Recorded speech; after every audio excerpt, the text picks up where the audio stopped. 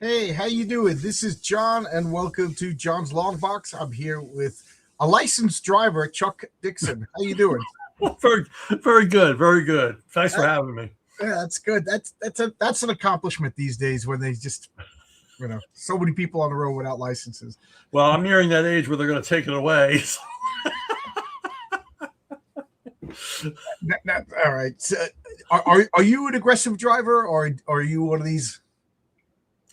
I'm in between. I'm only an aggressive driver when I'm driving in Texas. If you've ever driven in Texas, it's Oh, Road Warrior. It's oh my Fury God. Road there all the time. I grew up in New York. I drive in the city. In my early career as a construction worker, I drove big box trucks through Manhattan and everything, and that is the worst. But Texas scares me. Oh, it's insane. It's Oh my insane. God! I drove through Dallas. I drove through Houston. Both times I didn't think I was going to survive.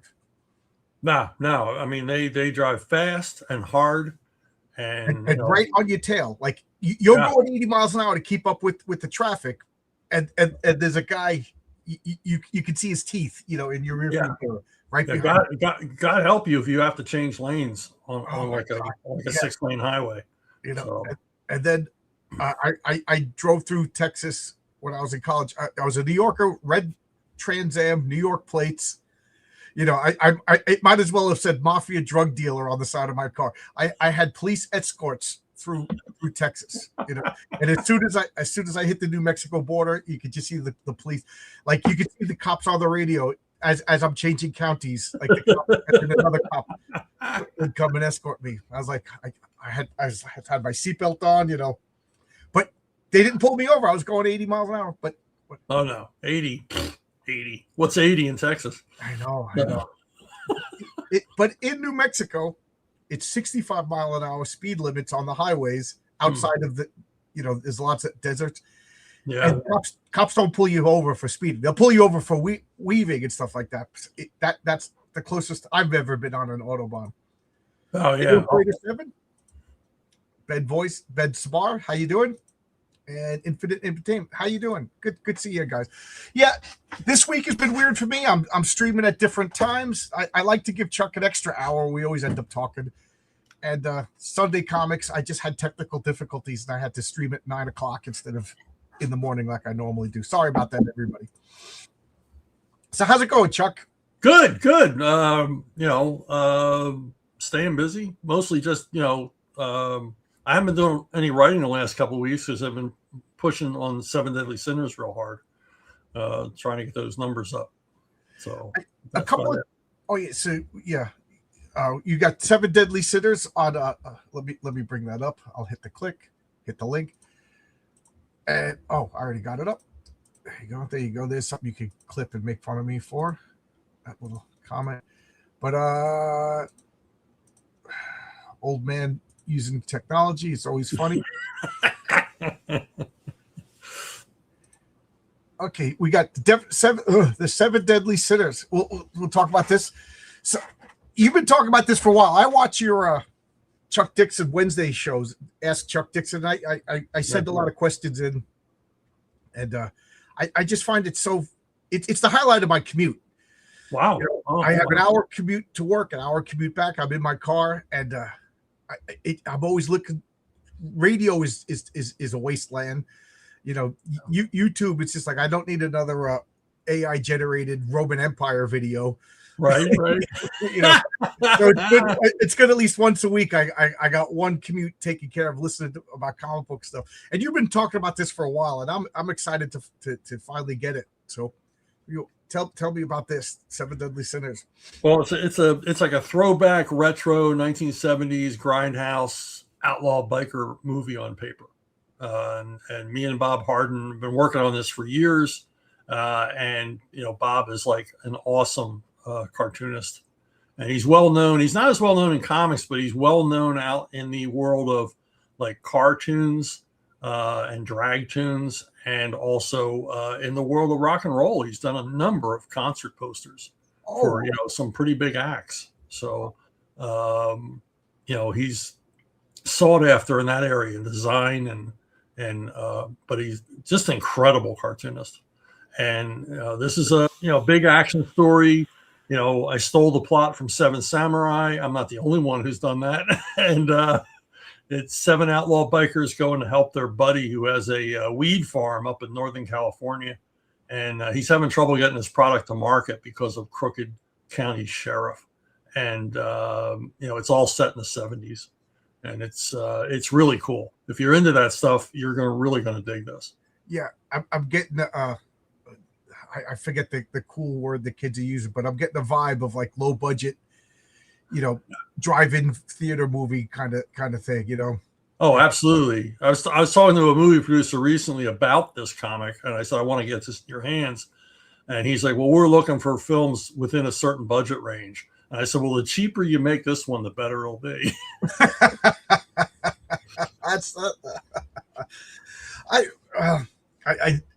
I'm getting real tired of the big gigantic budget blockbuster movies. I wouldn't mind a low no special effects, just acting movie, car chases, guns. That look at like Pulp Fiction, Reservoir Dogs. Well, not Pulp Fiction, but like Reservoir Dogs. That had to have been a cheap movie to make, and it's classic. Yeah, I mean, he didn't even shoot the robbery. They just talk about it. He didn't have the money. That's true.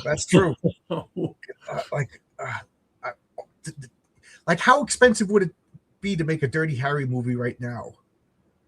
If you did it the way they did it then, I mean, those were like mid-budget movies. I doubt Dirty Harry cost more than $4 million to make. Amazing. And that was reasonably big, but I mean today you've got TV series that are a couple of $1 million per episode, so it's crazy the money they spend. I'll bring this up again later because right now we're talking about your comic, but you said it was based on the Magnificent Seven or Seven Samurai. Seven Samurai, Magnificent Seven. I mean that's been Battle Beyond the Stars. A Bug's Life took its plot from Seven Samurai, and that's all from the Seven Against Thebes from Greek mythology 2,000 years ago. Yeah. That's like saying I borrowed from a Shakespeare play. Well, Shakespeare borrowed from I'm ripping off Homer. Right. Yeah, Shakespeare was ripping off Pyramus and Thisbe with the Romeo and Juliet. So sometimes people are like, that's just ripping off this. I'm like, that's a trope. It's what you do with it. What did they say? There's a story people love. I mean, people love this story no matter how you cast it. So this is no superheroes. This is no laser beams. This is just no vampires, no witches, no zombies. It's just straight up motorcycle gang action. Now, I gotta ask. People say write what you know. So what do you know about motorcycle violence and drug dealing? And well, I don't know anything about drug dealing, and I always use a disclaimer that my only experience with marijuana is a very suspicious pan of brownies in the 70s. I didn't know. A guy I worked with, I was playing a little joke on me, but because I was such a straight arrow. My experience with motorcycle gangs, we had a couple of motorcycle gangs in my area growing up, the Pagans and the Warlocks. And so, you would meet them. And also I met a founding member of the Hells Angels when I was working at a hotel in Surf City, New Jersey. And he was a World War II vet, a paratrooper. All the early Hells Angels were former paratroopers. Oh, wow.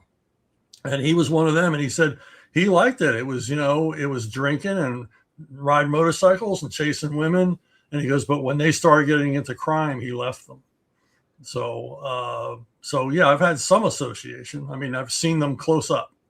Yeah, my brother's a big biker, and he knows all the Pagans and some of the Hells Angels now. And yeah, when I first got into my job, he took me. Yeah, we're going to a barbecue. A bunch of construction workers. I was like, oh, okay, cool. I didn't realize it was a Hells Angels chapter. Wow. And I'm the barbecue guy, so I'm cooking at the barbecue, and it was like central casting. It was exactly what you're picturing in your mind right now. Is exactly what And then I'm all bright-eyed, bushy-tailed, like reading comic books and playing Dungeons and Dragons with my friends, and I'm like what do I say? And then we ran out of burgers. So I'm like, what do I do? This guy, big beard, exactly what you think, tattoos up and down his arm, no shirt on, a girl over here, a girl over here. He goes, hey, okay, kid, go down to the basement of the house, and there's an old refrigerator. Go in there. There's prepackaged burgers, in tubs. Just go grab a tub. Whatever you run out, go grab a tub. I'm like, oh, thanks a lot, man. So I go in the house, inside the house, posters, topless girls, everything what you're thinking of. And then I go down the basement, and there's 6 guys sitting around a table, piles of stuff. We'll leave it at that. And okay. and they all just turn around and look at me, and every one of them's going like this, reaching for something. Yeah. And I just I just got to get burgers. The guy goes, oh, that's the grill kid. And they're like, okay, yeah, right over here. They're putting guns on the table. I open up the refrigerator. I take out a Tupperware, big old Tupperware thing of burgers. Like, yeah, they're right over here, kid. Don't worry about it. And I go up. I'm like, I was just like, if I had said the wrong thing, I don't know. You know what I mean? Or if if I wasn't the grill cook, I don't know what. I was like, all right. Yeah, if you said I ride a Yamaha, you never would have gotten out of there. Yeah, so I get back up, I start grilling. I tell my brother, get me the F out of here. Well, a friend of mine, a high school friend of mine, he was a prospect. He kind of wanted to be a prospect for the Warlocks, and we all kind of had an intervention. It's like, this is not a good idea. So thankfully, he became a forest ranger instead. One of my buddies, we played Dungeons and Dragons. He sat at this table. We played Settlers of Catan and having board games, stuff like that. I haven't seen him in 2 years. So I messaged him, and he sends me pictures. He's a Hell's Angel now. Wow. I'm like, does this mean we can't play board games? Yeah, but I'm kind of busy now. I'm like, all right. It's the road. What do you want me to do? So, but the places to go, people to beat. They're still active. They're still around here. I mean, I hear rumors that they're troubled. Then I hear rumors that it's all overblown. I don't know. Well, as they like to say, when I do good, when I do bad, no one forgets. When I do good, no one remembers. That's the story of my life, at least in my marriage. I mean, I had some Warlocks helped my dad change a tire on a rainy night. They stopped and helped him. So they're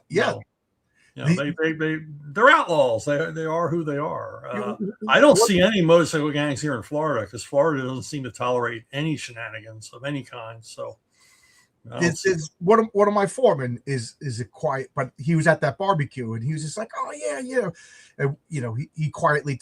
But this guy, like, I've seen him. He'll lend people money. He'll help people. Like, if you got car problems, next thing you know, he showed up at your house. He really is like a kind guy. He's out of his mind in a good, goofy, bizarre way. But he's a good guy. Like he just had a heart attack. He's in the hospital right now as I'm thinking about this.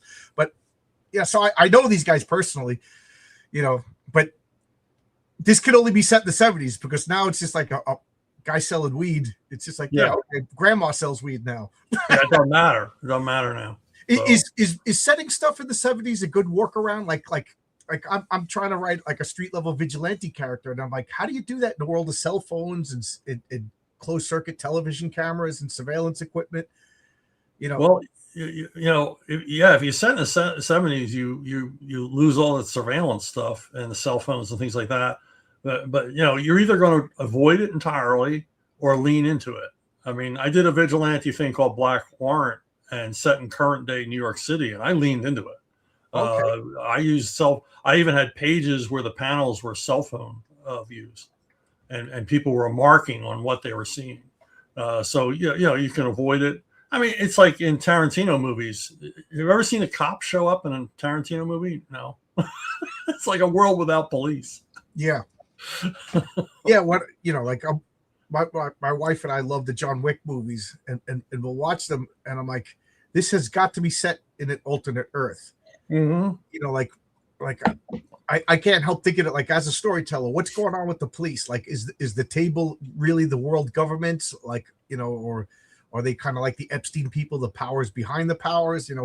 How could 600 people get shot? Like, because if you put all 4 John Wick movies together, what's it, like a week? Yeah. You Yeah. know? And you think there'd be APBs out on everybody. Plus, when they're fighting in Europe, like shooting each other in front of the Arc de Triomphe, it's like European cops roll with automatic weapons. I mean, there would be serious opposition to what they're doing. Well, I think I know what they do to get around it. John Wick just says he's a Muslim, and then and they just wait a few hours before they respond. Yeah. And it says in the newspaper, teen had a dispute. Yeah, teen biker through smoky device. Yeah, great. You know what's funny? The newspaper today says 2 Pennsylvania teens were caught with explosive equipment over that Muslim that was throwing a bomb. Yeah, two Pennsylvania teens. The guy looked like he was 40. My wife said, well, they're supposed to be high school students. I said, well, how old are they? She said 19. I said, so stupid high school student. Who graduates at 19? Yeah, I mean, I wouldn't count. No, they are grown men. Right. Seriously. Yeah. But, so you said you're famously you're not a gearhead, you're not a car guy or anything like that. Nah. So Harding, he is like this. Yeah. He's got diesel in his blood. So when you're writing the story, do you ask him for story input? Like, could the motorcycle do this? Could a car do this? Help me out on this plot thing. Well, I went by, if I saw a car or motorcycle do something in a movie, I thought, okay, well, that's okay, because we're not dealing in reality. Right. But I told them, I said, look, if I'm getting any terminology wrong or there's some gag that I'm missing that could be done, you let me know. And he did, so this was a full collaboration. There was a lot of back and forth on this because I wanted Bob's, 100% involvement in everything. And he, I said before, he added a lot of pages to the car chase scene at the end. And I was fine with that. I added some like connecting dialogue, but I really didn't have to do much writing on it because he had all I want to do this. I want to do this. I want to do this. I'm like, fine. And there's a knife fight sequence that he extends out to like 6 or 7 pages. When I had it at 3, but he said, I've got all these ideas for it. And I said, look, go nuts. I trust you entirely. And I was, super stoked about the results. I'm going to bring up your campaign again in a second, but sure. No, this isn't all about selling. I like talking to you. Right. That's why I call it conversations. And for all of John's fans, I'm not here just to do an infomercial. I like talking to John. Oh, Chuck's going to be my co-host for the next 6 weeks. There we go. Every day. Yeah. So, your career spans decades, and you've worked with. I don't even think I'm exaggerating when I say hundreds of comic book artists. Do you have to adapt your writing style, or do you just like, here's a script, do whatever you want? Like, are you more hands-on with certain people and more hands-back with other people? I mean, I assume all of that. I'm generally hands-off with everybody, even a newbie, because it's like, you got to learn, but if you have questions, if you have questions, and then in the script, there's tons of visual reference. I don't ask you to draw anything that I don't provide some kind of picture of, in case you don't know what I'm talking about. But I'm pretty hands off generally. It's a full script. It's up to interpretation. If I'm working with a new guy, I let them know that. If I know the guy ahead of time, I mean, if they let me know who's going to be drawing it, I'll actually talk to them and say, look, is there anything you like to draw, that I can include? You like to draw pretty girls, you like to draw cars, you like to draw horses. Yeah. I'll make sure some of that's in there because I want to write to your strengths. Are there things you don't like to draw? I will avoid them. So, but that's about it. I'm not one of these guys who gets the art and compares it to the script. If it looked good as a comic, I'm happy. If they made me look like a genius, I'm even happier. Oh, okay. Because again, I'm a rookie. I only have 2 comic books out. You know what I mean? So people can be like, you compared yourself to Chuck Dixon? What do you want me to say? But same job. Same job. I'm just new at it. So yeah. I wrote I have like a bunch of scripts out. And as I'm writing the script, I'm like, oh, this will be good for X. This will be good for Y. And then I approach them and see if they want to do it.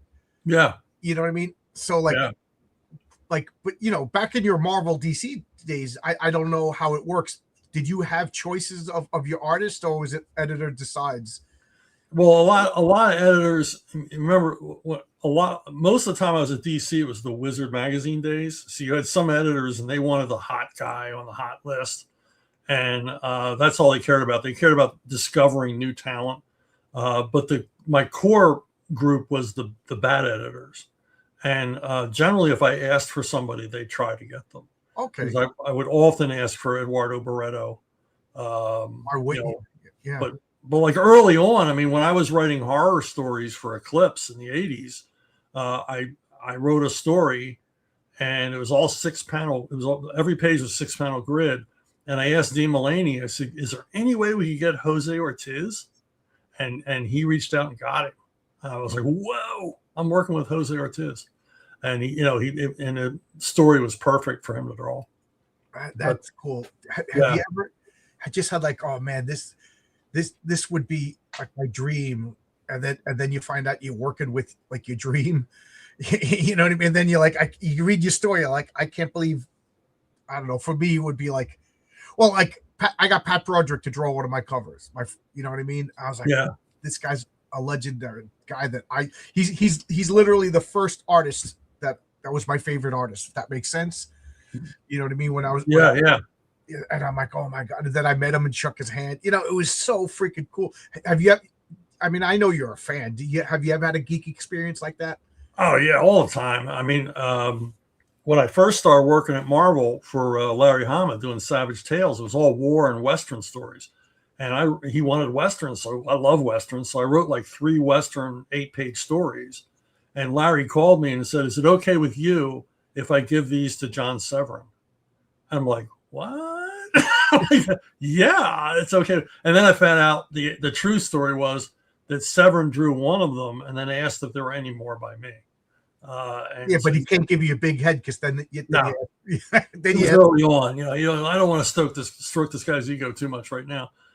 But I mean, I got to work with John Buscema, Russ Heath. I mean, Joe Kubert. Joe Kubert was so awesome to work with. He was very collaborative. He wanted to get in the mix, and I'm like, yeah, okay. And the thing about all these guys is that they treated you like an equal. They didn't treat me like I was a newbie. They just treated me like an equal. They liked what I was writing, and they wanted to work with me. So yeah, right now. But I'm geeking out. My end of the phone call, I'm like, John Severin drawing your script. Oh my God, I would be, that meme of that guy just talking to the girl, and the girl's like, just trapped. That would be me and my wife. John Severin's drawn my script, and this guy did. Meanwhile, my wife was like ready to chew her arm off to get away from this conversation. She doesn't know anything about comics. She's not interested, but she's nice. Oh man, I got 8 scripts out right now that are currently being worked on. Wow. And one artist is like I gave him a 13-page script. He goes, "No, that's not going to work." I'm like, "Oh no, I really wanted to work with it." He goes, "It's 24 pages," and he showed me 2 panels on 1 page. He turned it into 4 pages, and it's glorious. Oh yeah, yeah. You know what I mean? I'm like, "You're a pro. Do whatever you want." And then one person, like literally, they'll draw a panel and is this okay? Is this okay? You know what I mean? And so my question is, like, over your decades, have you ever had guys that would just like need to be handheld, and other guys you sent down a script, the next thing you know, you got a full-fledged comic? And what do you prefer? Well, I don't want to hold anybody's hand. I don't want anybody who's insecure. I've never really run into that. Well, you're working with pros. I'm working with amateurs. You know what I mean? Well, also, you're working directly with them. I mean, most of my career, I've worked through editors, and the editors would do that. I always had editors tell me they appreciated that I never needed my handheld, because apparently writers are a real whiny bunch. Yeah, constantly calling. I can't think of anything. Can you help me out with this? And I would slit my wrists before I would call and say I can't do this. I'll work it out on my own. It's funny that you said that, because one of the things you say over and over again is that you were that kid in school that would do your summer assignment on the first day and get it done. Right. I was the worst student. Like, I was always a smart kid. I got good grades. I never did any homework. I barely did any work at school. I just had a good memory Right. But once I started paying for school, like in college, I paid my own way. I was like, I'm not doing another semester. So I became that guy. And now at work, I'll go to work, in the first 2 hours of work, I'll get 90% of everything done. So we could kind of, if there's slack off time, we'll take it at the end. So now I'm like you. So now I have scripts written for the next 5 years. I don't even send anything out until it's completed and everything. Right. What is it? And I say this with all due respect for all writers, people, a bunch of people who watch this. What is it about writers that they're struggling? Like people, and I'm trying to parse my words because I don't want to insult the chat. I don't want to insult the audience. But like, people always ask me, how do you combat writer's block? I'm like, there's no such thing. Like, I got so many ideas that I can't stop writing. I wish there was more time in the day. I wish I didn't have to go to work. Like, I wish I was Squiddly Diddly and I could type over here while typing over here and getting 3 stories done at the same time. Seriously. I wish there were 14 days in a week for me and 7 for everybody else. So, yeah.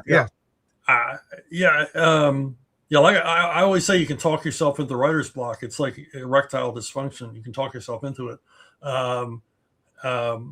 But I think some people want to be a writer in name only. They want that title. I want people to know I'm a writer. Like, I want people to know I'm a doctor. But they're not looking at it the right way. I met so many people, like fans, like, I want to be a writer and I want to sit at a convention like you and sign books. I'm like, I don't care about sitting at a convention. I would rather be home by myself making stuff up. I'm not for the fame or glory of comic book writing, because what the hell is that? Yeah. I just like the idea that I get paid to make stuff up and I get to work with great artists. And, I get to sit at the dinner table and look my family in the eye that I'm justified in what I'm doing, the silly work that I do. And I've always wanted to do it. And like you, I'm just exploding with ideas. I'll never get to every idea that I have, but just new ones come. And also, the cure for writer's block is doing what I do, and what you're doing is stay ahead of deadlines. So there's no pressure to come up with ideas. And if you're a real writer, you're using the wrong part of your brain, you'll never get stuck. If you are stuck, you walk away and it'll come to you. You don't have to struggle for it. But I think this image of the struggling, starving writer and how hard it is, and it's not. Digging ditches is hard. What you're going to be doing this afternoon when you leave your house is hard. Yeah. That's driving a truck is hard. Waiting on tables is hard. Writing, no, it's the easiest thing in the world. I started doing all this because it was a fun outlet. When it becomes hard, I'll stop doing it. No, but it's not going to. I mean, if you're like me, it becomes more of a compulsion. I mean, I've got to write. I've got to get this stuff out of my head. The other question that I honestly don't know how to answer is, where do you get inspiration from?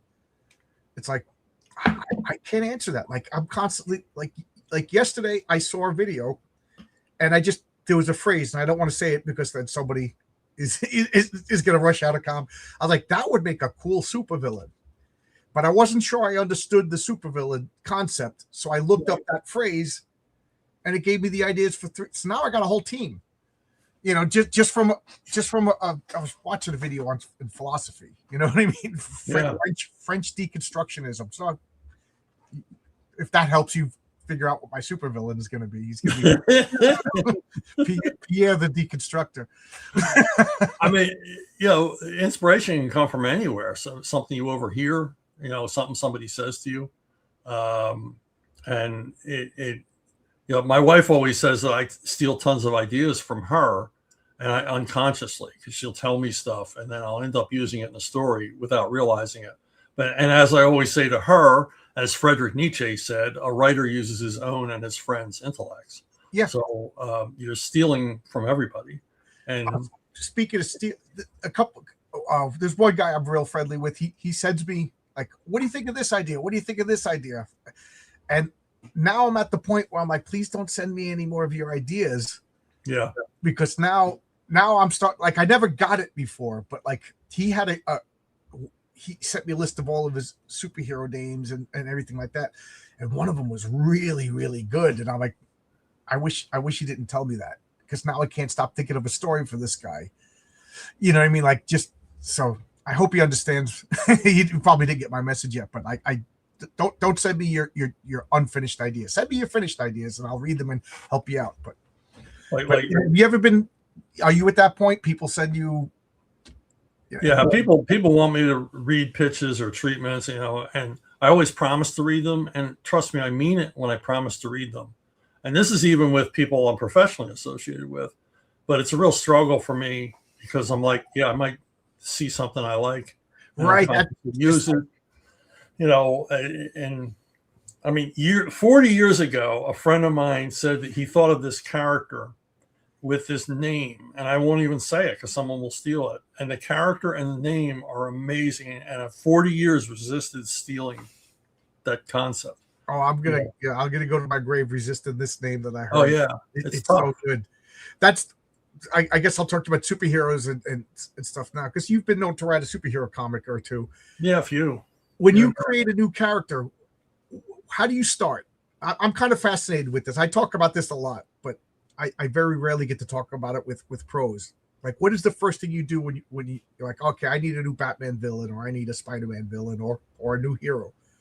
Well, with Batman villains, it was, I like the theme villains, but I'm like, well, what themes haven't been used? I mean, I created a character called the Actuary, and he was a former insurance company employee who goes crooked, and he starts working out the odds for various crimes being successful for criminals. So he becomes a professional actuary for the mob.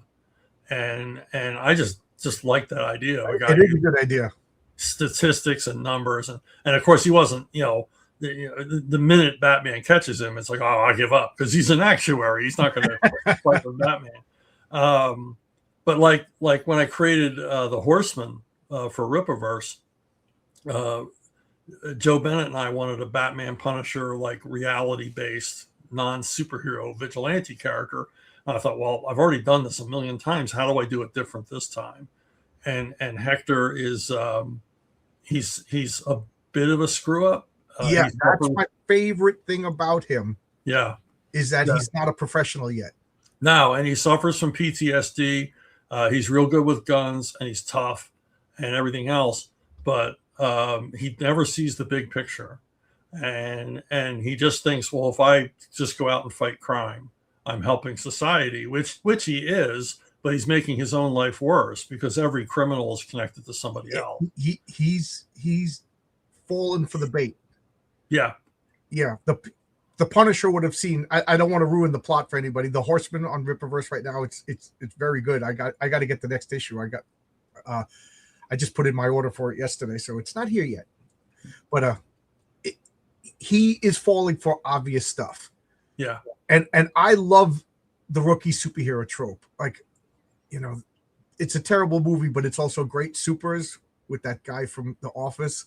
Yeah. He dresses up in a costume, and then he's hiding behind a dumpster, and then they cut back to him. He's asleep. Yeah. Because he's looking for crime, walking down the street in a big red outfit. You know what I mean? Like, I just thought that. But that's what the Horseman.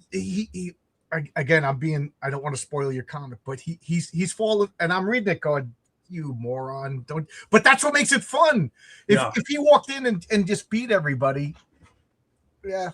Yeah, and then it's like building out from there. How do I make him different from Punisher and Batman? Well, I'm going to give him a family, but it's not directly his family. It's his sister and his nephew, and just so he has someone to care about, so that when he screws up, there's consequences possibly. And I like that secret identity trope, because it's hard to write, which is why a lot of people avoid it now.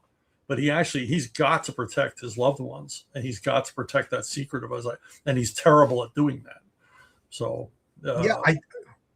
it's funny, because I talked with somebody, and they're like, oh, the secret identity, and to protect your family, that doesn't. I'm like, what do you mean that doesn't happen? In real life, go to Mexico. The cartels, if you cross a cartel, they'll kill your family, they'll kill your cousins, Yep. and they'll kill you last. So you know what I mean? Yeah. You don't think the Green Goblin's going to do that? Yeah. I mean, look, our ICE agents wear a mask for a reason. Right. Right. Look at people. Regular school teachers now are like Charlie Kirk. Ha, ha, ha. You know what I mean? Like you don't. It's real. Like I kind of like the Reed Richards without the mask. To me, is not ridiculous, but like I wouldn't do that. Yeah. First off, I'm paranoid. If I could stretch, I just think that like the government would capture me and dissect me to find out why I could stretch so they could replicate it. But that's my own paranoia. But yeah, some pharmaceutical company would grab you. Right. Yeah, I mean, like, I always question, like, why do Superman and Batman need secret? Well, Superman needs a secret identity because he wants to be human.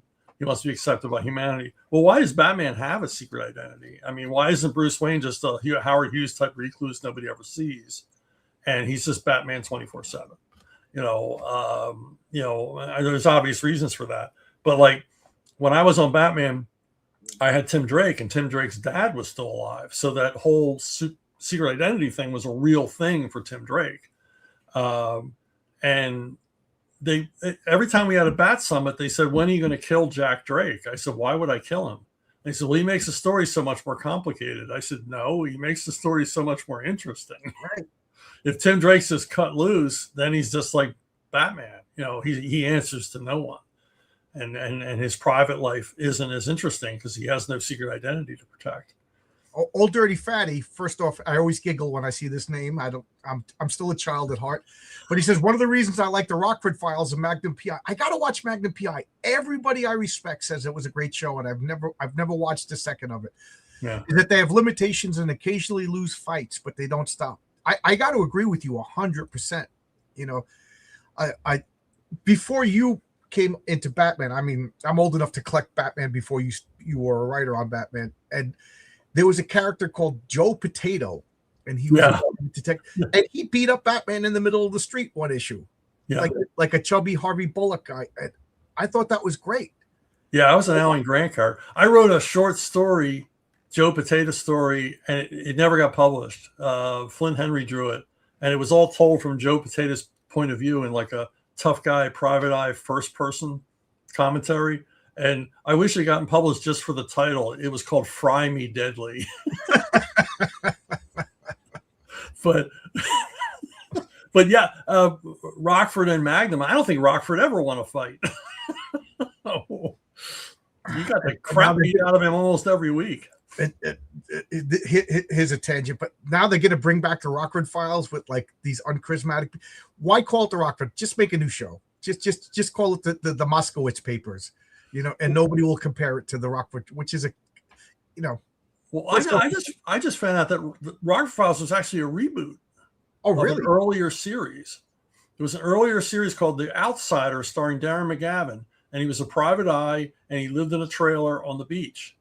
And he had an uneasy relationship with the police, like all PIs do. And the show lasted a season, but it really didn't go over. And then NBC said, we liked that show, but there was something missing in it. And they brought in Stephen Cannell, and he added the dad and the recurring lawyer character and the rest of it. And then says, let's get Jim Garner to play it and just beat Jim Garner. And that's when it took off. Is that the father from A Christmas Story, the actor in the original show? Yes. Okay. Yeah. He was the Night Stalker. He was Kolchak the Night Stalker. The what's his name? The man that I can't even think of his name. You just said his name, Davin and Jim Rockford. They have like a 70s face that you don't see anymore. Right. Right. There's like hairstyles and faces that, you see Robert Mitchum and you're like, that's a guy from the 50s. Like you never see a guy like Robert Mitchum walking down the street today, No. It's like, and I watch a lot of Westerns. You see all these guys, these Western character actors. It's like, nobody looks like that now. Nobody. Yeah. I mean, I just read a thing where Bruce Dern was talking about working with Alfred Hitchcock. And he asked Hitchcock, why did you cast me in this role? Because he gave him the lead in a movie. And he said, well, Al Pacino was too expensive. And so I wanted to get someone who was interesting. And he goes, "You're always interesting." So, I mean, I think that, and I don't see a lot of that now. Yeah. I think the age of movie stars is ending. The age, Oh, that's over. Yeah. Yeah, the age of blockbuster movies is ending. For good or for bad, I'm still out. I'm still thinking about this before I say anything. But like, I think with all of this technology, the regular person can make their own movies. And I'm not talking about digitally inputting Marilyn Monroe at acting. I'm just talking about like with home inexpensive equipment, you could make quality level movies. You can make a movie with your phone. Right. One of my buddies teaches film over at Five Towns College, and you'd be amazed at what these students do. It's limited literally by their imagination and the acting talent. Seriously. Yeah. With computer editing and all the rest, I mean, it's it doesn't take that much. PE says Hollywood hates manly men now. I have to agree, but I'm getting feelings that it's changing. Do you think? Oh yeah. Well, literally, someone whose name you would know called me on the phone and said the single white male is back. Nice. And you can see it. In recent years, you can see. You talk to Hillary Clinton? You're friends with Hillary Clinton? Yeah. I'm just making a bad joke. I'm sorry. Is she behind me? Relax. You don't know anything on her. You don't have any. I don't know anything. I swear to God, I don't. But you can see it. I mean, you see more content in streaming. You see more movies with going back to the standard action trope and stuff like that. And you're still seeing some of the woke DEI stuff, but when they want to make money, they've actually got to cast these things right and make something people want to see. I just addressed remotely this big like confab meeting in Marrakesh, Morocco, of African filmmakers. And I was very honest with them. I said, I want to see what you make. I'm tired of seeing Western and Asian culture recast as African American or African.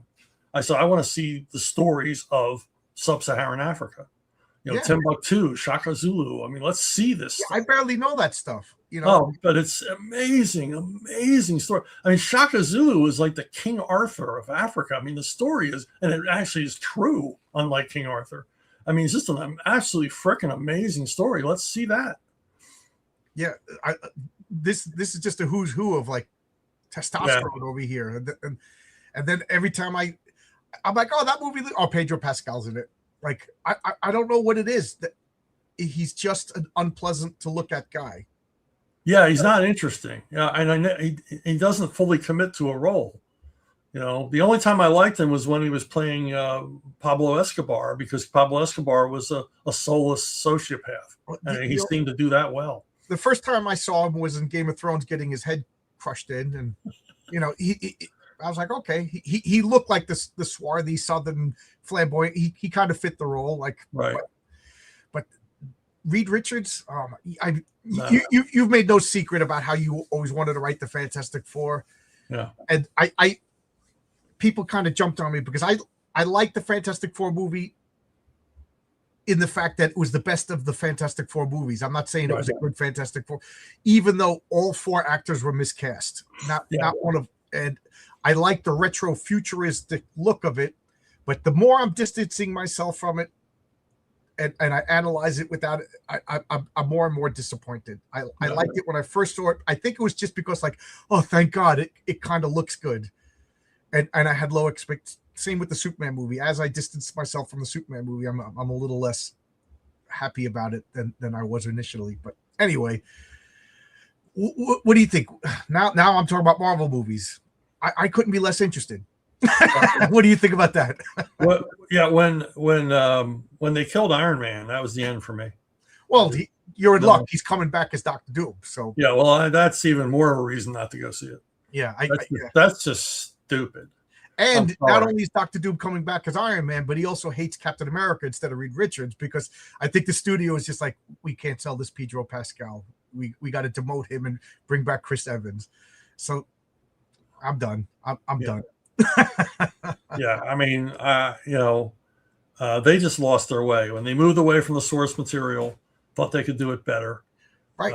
They lost me entirely, and I think that's true. Well, obviously it's true. Look at the box office, except for Deadpool Wolverine, which is a total anomaly.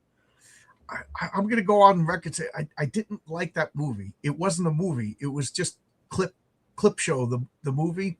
And it was fun to look at. It was a spectacle, but like the story was threadbare. And it was kind of like driving a car fast through the mall. Like, you remember the Blues Brothers when they're driving the car through the mall? And he goes, "Hey, look, baby clothes." He goes, "This place has everything." That's Deadpool the movie. Yeah. Just driving the car through the mall. No, yeah, I agree with you. I mean, it was fun, but no, it wasn't a great movie. We got a comment over here. He loves all your work. He loves Zalen, Alpha Core, and Horseman.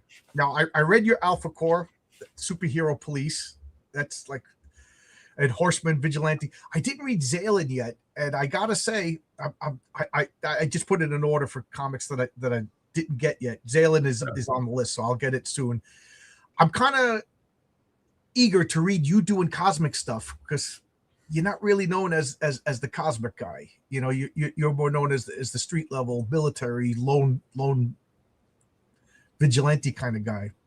Yeah, I mean, I like the cosmic heroes. I love Silver Surfer and Warlock and guys like that. And I did write Alien Legion for a long time, but mostly, I visited Ripa and I realized they don't really have a Green Lantern, Silver Surfer kind of character. And I said to Joe, have you ever done cosmic? And he sent me pages he had done of an unpublished cosmic thing. I'm like, okay, we got to do this now. The pages were jaw dropping. I said, yeah, I want to go crazy with you on aliens and spaceships and all the rest. And he went nuts. I mean, Zalen's ship that he travels on, I said, he sent me the design. I said, are you sure? Because you're going to have to draw this ship over and over and over again. It was really complicated. He said, no, I love it. So, but that was cool to work on. So is this like an itch that you finally get to scratch? Yeah. I've always wanted to do like a big cosmic hero and deal with interplanetary, intergalactic stuff, and I like dealing with the science of space travel and stuff like that, where you leave a place and you've been gone a week, but when you get back, it's 10 years later. So I like that kind of stuff. Yeah, I have a story. Plus, he's a badass. He's probably the most badass character. Because his motto is "What kills must die." So he finds anybody killing anybody in space, the bad guy dies. He should team up with Mike Barron's Nexus. Yeah. But Nexus kind of feels bad about it. Zalen doesn't. Yeah, I don't want to spoil Nexus either. Go read Nexus, guys. It's one of the best comics ever. Can't go wrong. Nexus is man. They in the 80s, everybody now talks about Killing Joke and Return of the Dark Knight and everything else. It was Nexus. In the 80s, it was Nexus. We were all looking at Nexus going, this is the bar. This is the bar we got to get over. I got to ask, well, first off, Caffeinated Wolf, creator of Blue Ship, says Zalen is our best looking book. It is a pretty book. But I got to ask, since he's a cosmic superhero, does he fly through space and whine about the existence of life like Silver Surfer and Warlock? That seems to be like, why must I suffer like this? No, he's only introspective about his own past. He literally doesn't know why he exists. His origin is a mystery to him, and obviously a mystery to the readers as well. So he's uncovering the mystery of his own creation. Because it's kind of a reverse Superman. He awakens fully realized as a adult male of whatever species he is. He awakens on a planet that's dead, and the people that he was of are all gone, and he's the only one. And he wants to know, where did they go? And then he begins to realize, they weren't my people. I was a creation of these people. Who are they? Why did they? I didn't know anything. I decided I'm going to get it. So I'm not spoiling anything. That's just part of the story. So, but who they were and what they were about and why he was created are will be told down the line. Cool, cool, cool. And oh yeah, you also got the Great War of Separation. Yeah, That's another book that now I didn't read it yet. Is this a team book? Is this its own thing? It's Eric said I want to do a 4-issue thing. It's gonna be like 200 pages by the time it's all completed. And he says it's a history of the Rippaverse. It's okay, where the superheroes got introduced, the backstory of a number of the characters, and how did Texas become an independent nation. Oh, so it's set in the past. It's set in the past. It's set like 20 years ago in the Rippaverse. And I said, well, what other details? He's, well, the governor's name is this, and this is this, and this is that, but the rest is all up to you. And he put me together with Jack Herbert, who is freaking amazing, and we just went crazy. So it's probably the most nuts thing I've done for Rippaverse. I was under the wrong impression, that it was like a Rippaverse, like annual event where all the current superheroes get together. You know what I mean? No, it's past. Okay. It's a history. You'll love it. You'll love it because it gets into some pretty, I guess, controversial material about. And there's a lot of comments, and guys, I don't mean to be skipping over your comments. Just to, I don't want to ruin chain of thought. I like lots of comments. I mean, lots of people. Yeah, I like a lot of comments too. There was one that I just saw that I wanted. A Denny O'Neil Batman question that, of course, I want to ask because I love all that stuff. Oh, and I can't find it, but it was how much was Fu Manchu? How much was Ra's al Ghul inspired by Fu Manchu? Do you know? Yeah, I think I think Fu Manchu was in Denny's DNA. Because he was a fan of all that pulp stuff. So yeah, I mean, he wanted to create a villain like Fu Manchu. He wanted to take Batman International, right? So yeah, so very much so. People like it. So it is the 7 Deadly Sinners is. I think I asked you this before, but I'm a scatterbrain. This is its own thing. It's not part of the Rippaverse. They would not allow the 7 Deadly Sinners into the Rippaverse. The Horseman's not going to beat him up for selling weed. No. It's it's a totally separate one-off 120-page graphic novel. So I'll bring that back up again. Because a lot of people think it's the beginning of a series, but it's not. So there's no sequel plan. No, because I mean, I'm not spoiling anything here. A lot of the 7 don't make it to the end of the story. So the sequel is going to be called The Deadly Sinner. Yeah, the 2 Deadly Sinners, and a guy still in a coma. The deadly guy who wishes he could still sin. The formerly deadly sinners. It's a one and done. But Bob and I we've already got plans to work together again. Oh, cool. I got to ask you, Ripper said. So this is part of. Well, it's Eric July's company, but it's not Rippaverse. So these are all other people. You still own the rights to this, right? I'm just letting. I know the answers to this, but I'm just letting because we got a bunch of people watching, and I figure let everybody treat every video as if it's their first video. Oh yeah. Well, Rippaverse is to Rippaverse what Epic was to Marvel. It was it's a creator-owned venture, and Eric has a creator-owned contract, which exceeds even the generosity of the Eclipse creator-owned contract, which for me was the model. He's very, very. I said, "Are you sure you want to be this generous?" He owns no piece of these things going forward, which used to be the norm. If you were publishing it and you were offering a publishing deal, the publisher kept a little piece of it for like a 5-year period, so that if it ever became a movie or a TV show or a game, the publisher would get money as well. But Eric said, I don't want any part of it. It's yours. So. And Ripper said you send them the files, they print, they ship, it's being printed now for distribution in May. So in fact, Bob just worked out all the final details because there was some glitch in the files over the lettering, and they just worked that out last week. Okay.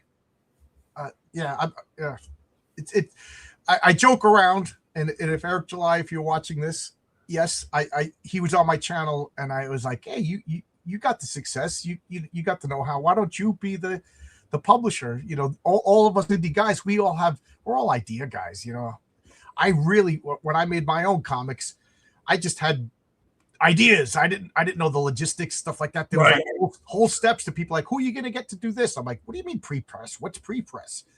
You know, like stuff, you know, like, well, who are you going to get to do this? I got to pay for logos. You know, I got to copyright my character. Like, I didn't know any of that. So I had to learn how to do all of that. And so I was like, hey, Eric, why don't you be the house guy? And he just smiled. He said, that's a good idea, John. So I'd like to think that, you are the father of Ripascend. Yeah. I'm the great kazoo whispering in Barney Rubble's ear. Okay, dum-dums. There's an obscure reference. I mean, I've been doing this 40 years. I don't know how to bring something to the press on my own. Yeah. Well, it's a learning curve. Now oh yeah. You know, I did it twice. I every aspect. Well, I didn't draw, I didn't color, I didn't letter. Right. But everything else, I put them in the envelopes, drove them down. That lady at the post office was not happy to see me every Saturday morning. She finally tells me, can you come first thing in the morning, please? I was like, you got it. So I did that once, and they said, well, go use this there's what's it called? Pirate Ship. And I'm like, okay. Yeah. So I go to use Pirate Ship, and it's like, they don't do media mail. They do. They do? Yes. Okay. See, I got screwed. My first campaign, I used Pirate Ship. And I was so happy, and I'm printing up everything. I'm playing music, and my wife is organizing everything. And then I talked to somebody, and they were like, "Oh, why didn't you use me?" No. Well, I brought it to that lady, and then finally she's like, "You're here every week. Oh, what are you mailing?" And I said, "Comic books." And she goes, "Well, why don't you use media mail?" That's what the mail lady at my place said too. Yeah. And she goes, yeah, Pirate Ship does it. So I was like, oh man, I how much money did I lose? But how do you do it on a Pirate Ship? I could show you, but I don't know if I could talk you through it. You know what I mean? But when you go to Pirate Ship, you know, you copy and paste. I don't know how you do it, but I copy paste. Right. Boom! It fills out everybody's details. Right. And then you know, it tells you how heavy it is. You click it in. How tall it, and then underneath it says special services. Oh, and I just ignored that. Okay. For the longest, you click on that, and one of the choices is media mail. Oh hell, okay. Oh geez. So my second campaign, I found out that I could use media mail. You know. So because I'm always like, you know, I could run this across the street or go all the way to the post office. Right. There's a UPS store across. Well, we're boring everybody now.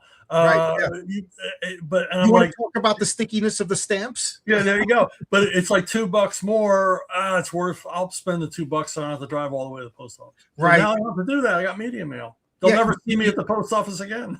Yeah, you know, I talked to Bill Williams, who does the Comic Punchline. He was a pro. And he's my letterer. And he was like, John, buy yourself a Rollo printer, get yourself a roll. And if you buy the printer, it comes with a scale. I'm looking at it right here. I ran the wires behind here. So everything. So if anybody during this goes to Heroic Tales, Fund My Comic buys Heroic Tales too, I could just take the comic book, you know, put it right on the scale, and then I drop it off on the way to work. You know, I'll fulfill within 20 minutes. But like I got it all. It's funny because I enjoy doing it. It's fun. Like I have the satisfaction of like, I made this comic book. It's bagged and boarded. I'm putting it in a Gemini mailer, you know, taping it. Yeah, this is really boring, guys. I'm sorry, but it's just like a little, you know, anal retentive thing. I don't want to say OCD. Yeah. I hate that when people say they're OCD when they're not. And I put it on the scale, click it in, fill it in, and then on my way to work, there's a big mailbox that I can open up and put packages in.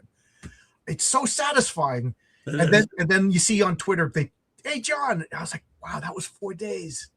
It's you know, fulfilling comics is fun, and I hope to have the problem where it's too big that I can't fulfill. That would be a wonderful problem. But that's why you got things like Ripascend, or Critical Blast. I might as well give RJ from Critical Blast a shout out. He's another guy that will fulfill your comics. Oh yeah. I've talked to them a few times. I'm probably going to do something with them in the near future. Yeah, I have a campaign. I want to do King Fu. He's my Elvis impersonating martial arts superhero. I'm going to do an experiment to see if I could do it and get it into people's hands this Christmas. Oh wow, that's a great idea. So we're going to do it really fast. So the only way to do it is I got to talk to RJ. Will he be willing to do my fulfillment so I can, because if I do it, I got to work. I got to. I had Elvis show up in Green Arrow for 2 issues. Oh yeah. Yeah, it was Elvis and Bruce Lee. They weren't dead, and they were bodyguard for an Arab oil sheik, and DC made me make it so that possibly they're impersonators. We couldn't say who they were, and they wouldn't put them on the cover. I said, you put Elvis and Bruce Lee on the cover, this thing will sell 5 times what it normally sells, and they wouldn't do it. They didn't have the cojones. Yeah, well, King Fu is Elvis and Bruce Lee mashed together. That's the oh wow, that's cool. That's cool. And the story is he's going back to Vietnam to rescue MIA, a soldier that he had. King Fu was a Marine before he became King Fu. So that's a 70s grindhouse movie right there. Yeah, and so King Fu, and he talks like, and it's called Blue Christmas. And why is it blue? We'll find out. Well, back when I was at Eclipse, I proposed an Elvis comic, a recurring Elvis comic, and I said it would be all the movies Elvis should have made, and one was a Western, obviously, and one was he was a PI in Las Vegas in the early 60s. Yeah. What a crime Bubba Hotep didn't take off. Like they had a whole series of Bruce Campbell as Elvis. Wow. And then and he fights a resurrected mummy pharaoh, and then the next movie was going to be like a vampire. It was going to be you. Speaking of sequels, you had a great idea for Big Trouble in Little China. You wanted to do a comic, Big Trouble in Little Italy, and it's a mafia story. Right. That would have been amazing. Yeah, I mean, unfortunately, that movie didn't make a lot at the box office. It earned cult status afterwards. But I'm sure John Carpenter and Kurt Russell would have loved them going on. They looked like they were having a ball making the first movie. Oh, but think about, because like you said, it's Big Trouble, right? And he's a trucker, so he's not could be anywhere. He's not going to Chinatown so the Big Trouble in Little Italy. But I couldn't wait for Big Trouble in Appalachia, and he's having trouble with like a. Stillers and whiskey guys and stuff like that, Yeah. Some sort of hillbilly supernatural event. Oh my god, yeah, like the Dunwich Horror comes out and fights Kurt Russell. That would have been Big Trouble in Little Havana. I mean, you could go crazy. Big Trouble in Little Saigon. I mean, you could go crazy. Oh man, I'm trying to think. Big Trouble in like Compton. That would be Big Trouble. Yeah. Bobby C says he can't wait to meet you at MegaCon, Mr. Dixon. Okay, I'll be there Saturday only. Keep telling people Saturday only. I don't want anybody showing up on Friday thinking I'm going to be there. Yeah, I'm trying to make plans. I don't know. Work. That's the only problem. Is if I can get off of work, I'll go to MegaCon. No, I can't go to MegaCon. No. By the time I got my vacation, it was too late. But Heroes Con, you going to go to Heroes Con? No, I'm not. MegaCon's going to be my last con for a while, and it's my first con in like 7 years. Yeah, I haven't done cons. I'm excited to do one. My problem is, I'll go to a con and people will talk to me, and I'll just talk to them, and then they'll leave, and I'm like, I should have sold them a book.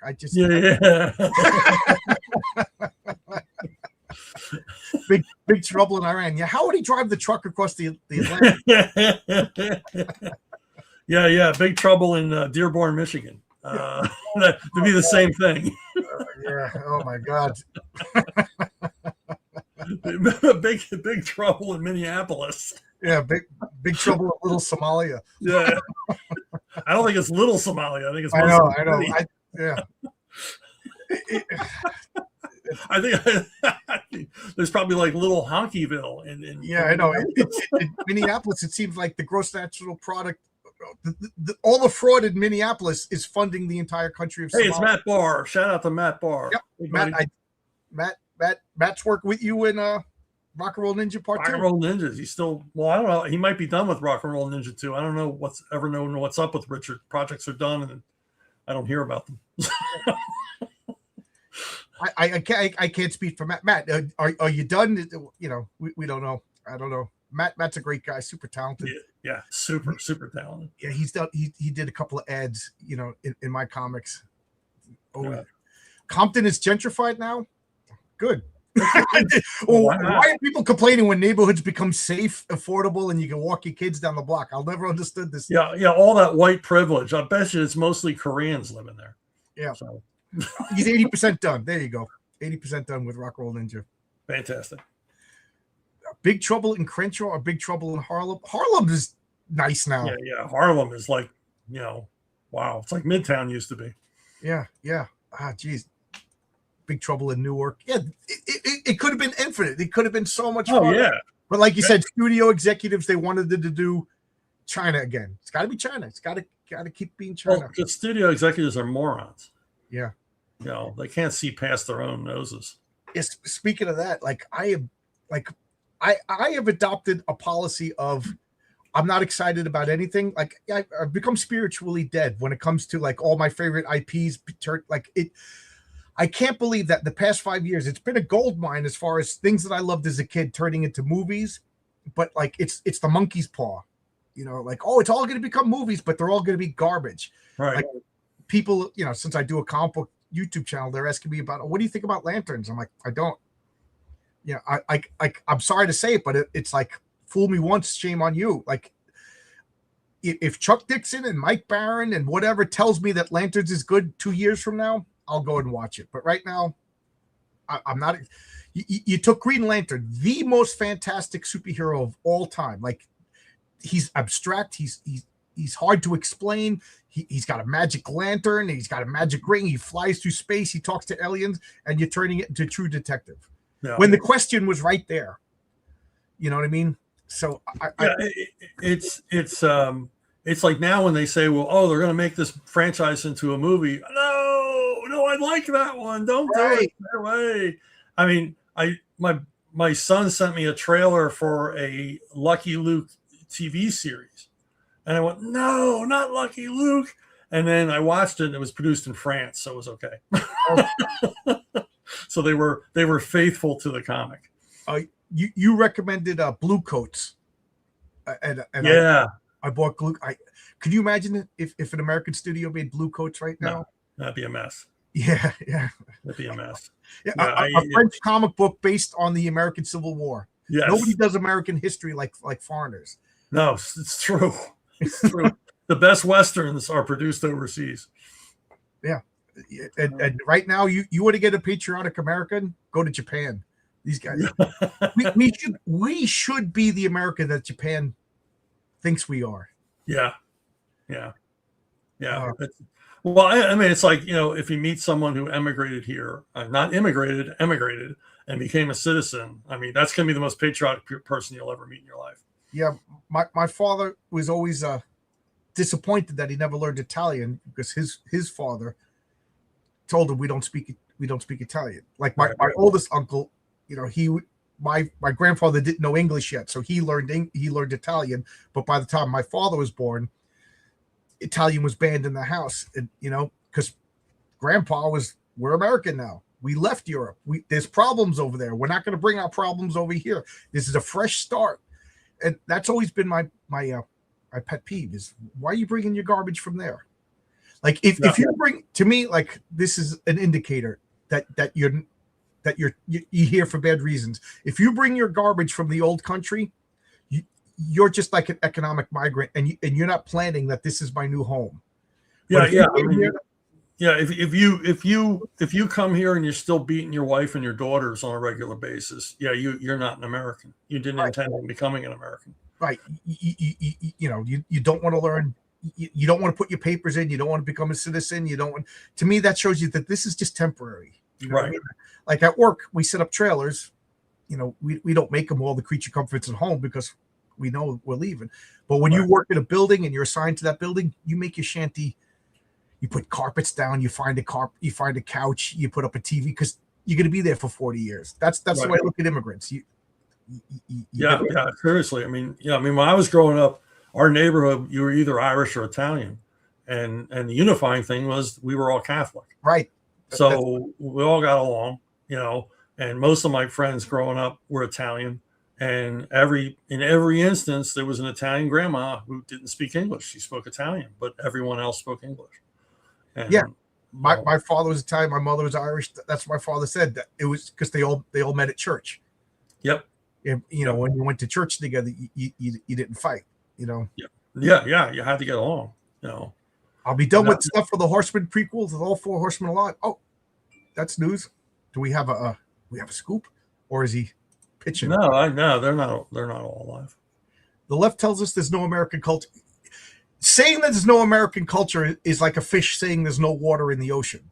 It's just you're so immersed in it that you don't realize it. Like, oh, what is American culture? McDonald's? Not like America. Like it's almost a preposterous question that like I get flummoxed and I can't answer it. Then they're like, you see, it's jazz, it's comic books, it's rock and roll, it's movies. We didn't invent the movies, but we made the movies. Right. American culture is everywhere, from clothing, it's to science. I love it when people no America's never done anything great. We landed on the moon, for God's sakes. Nobody else has done that. I mean, I hate that when it's always white people who say, well, I don't have a culture. Well, of course you have a culture. Right. You have a culture from your heritage, from wherever in Europe your folks came from. And then you have a culture here. You're living it, you're breathing it, you're wearing it. Yeah. Yeah. And you're safe and you're not getting attacked, and there's no rain coming through your grass hut because and disease you might live past 40 and if you have children they'll all live. I'm a big history guy. That's my degree is history, and I was listening at work. Sometimes I'll just put on something that I was listening to Strauss, the Blue Danube Waltz, and it's just such pleasant music to me. That's like the pinnacle of civilization, that music. So I'm listening to that. I got my headphones on, and it just dawned on me that, like, in the time of Caesar, that area, the Blue Danube area, was barbarians. These Celts, they were the ancient Germanic tribes, the Nervii, and all those clowns. They were burying heads in bogs for good luck and stuff like that. And then a measly 1,000 years later, they produce Blue Danube Waltz, and I'm like, that's culture. Oh, they were a lot of not all those tribes, but a lot of those Germanic tribes, and they were as bad as Apaches or Iroquois Indians. I mean, torturing prisoners, all the rest of it. I've come to the conclusion that, like, the default set. I'm just realized I'm quoting you back. I didn't realize where.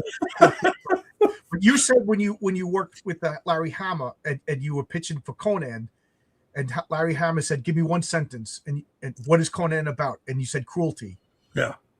And I think about that a lot. And my wife and I were watching Deadwood, and there was a scene with a handicapped woman was walking through Chinatown through the mud, and she falls down and all of her groceries spill, and everybody just looks at her and watches this, I hate to say it, gimpy woman take everything and struggle to get back covered in mud. And I'm just like, that's the default. And right now that's probably 90% of the world, and cruelty, horror, and that's Western culture. All the stuff that we read about the Epstein files, and I do not want to go into details. That's why I think they're eroding this West, because they want to do these horrible things that, the only thing that stops them is this Christian Western ideal of that is bad and wrong. We are the last holdouts. When Western culture collapses, which is, I think is what they're doing, individual freedom, freedom of expression, inalienable rights, this Christian idea of every life is valuable, once that goes away, it's child sacrifice, slavery, rape, all the horrible things that is the default in the rest of the world. I'm sorry, the rest of the world. I mean, you're welcome to the stuff, more the merrier. But this attack on us is an attack on everything that's good. I used to think it was just white people, but I do think it's this Western idea of inalienable rights, freedom of individuality. And now I even added Christianity, because really, what other religion like sorry, Muslim, if there's Muslim, I'm sure there's one or two Muslims watching me right now. I'm sorry, but right now the Taliban legalized slavery. That's Look, if you just look at Jesus, I'm not going to go religious on here. I could, but I'm not.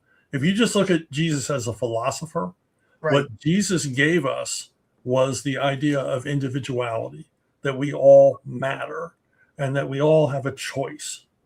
Right. Yes, we're created by God, but that's where it ends. And we have a choice. And that's Western civilization. And it's not anywhere else.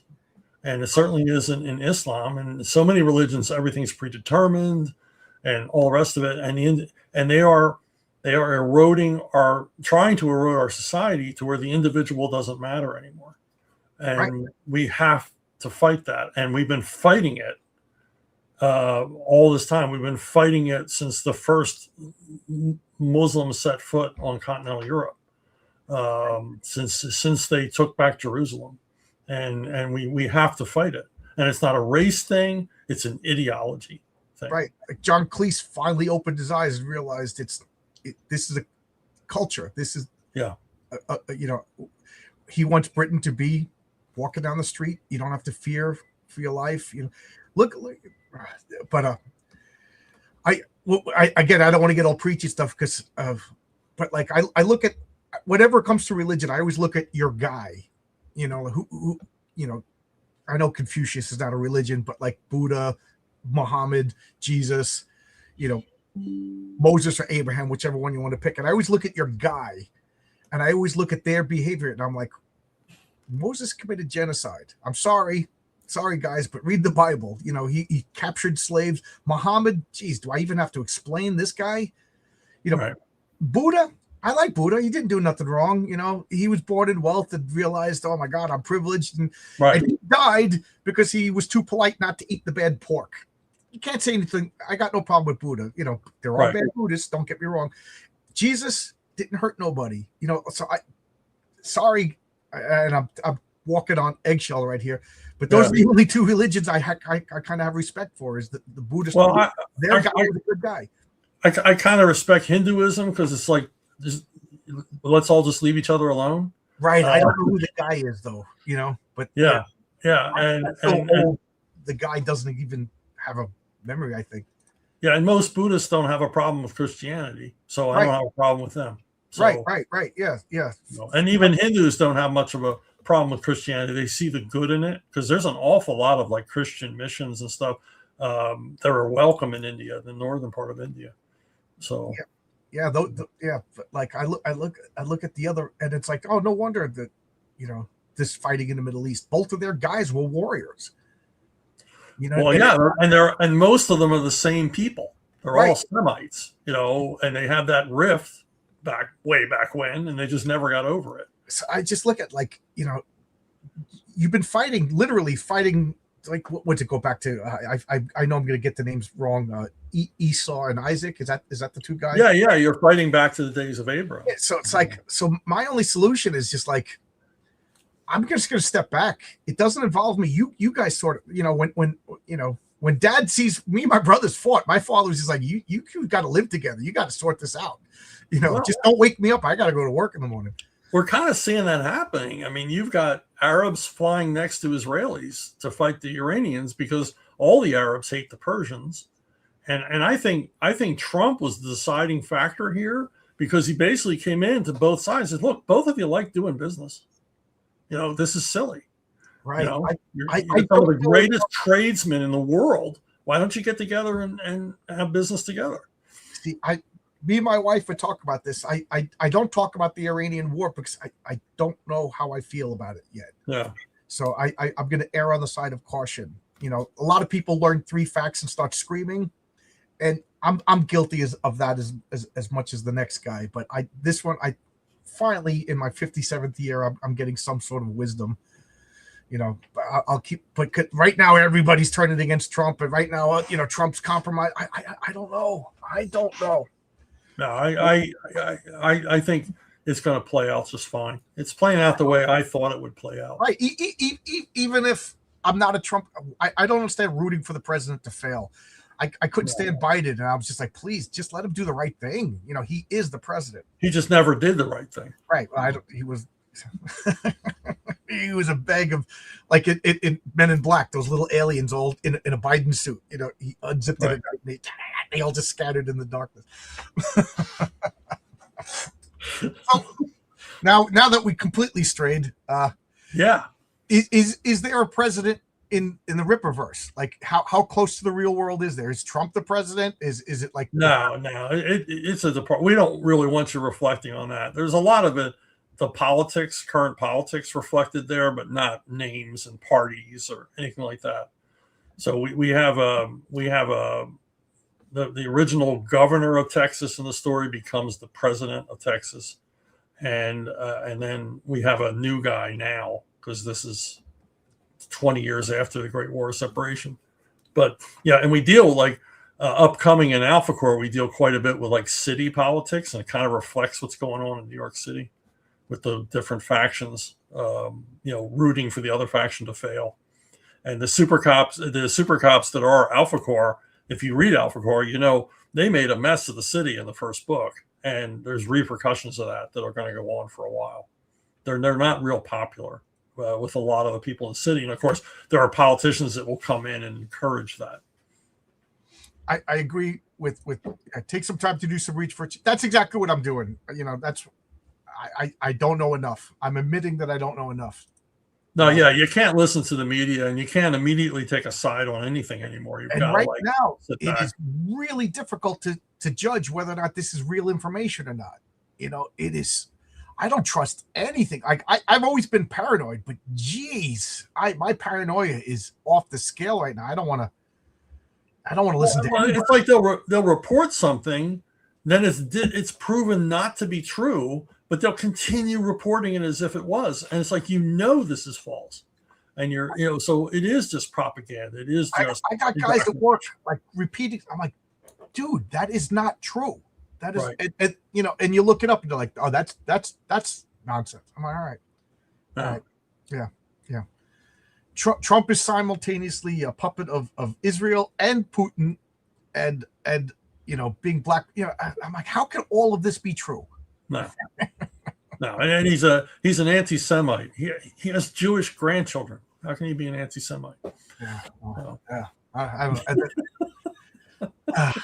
don't know. But like in Marvel comics, it always bothered me when they named the president. Like yeah.